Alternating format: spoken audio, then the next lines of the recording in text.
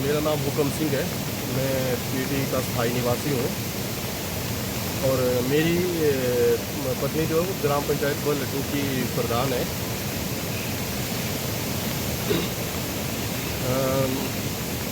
जैसे कि भारी लगातार जिला कुल्लू में भारी बारिश होने से आज सुबह 4 बजे जो है ऊंची पहाड़ियों में बादल फटने से ये जो पीटी डेरा नाला में जो है काफ़ी मलबा आया हुआ है, जिससे यहाँ के लोगों की ज़मीन को नुकसान हुआ है और बीच में और गाड़ियाँ मोटरसाइकिल जो है इस नाले में बह गई है और काफ़ी मलबा जो है वो इकट्ठा हुआ है रोड में, जिससे जो है गाड़ियों की आवाजाही जो है बिल्कुल बंद हो गई है। तो मेरा प्रशासन से हाथ जोड़कर विनती है, एक निवेदन है कि कृपया जो है इसका जायज़ा लें, इसका आकलन करें और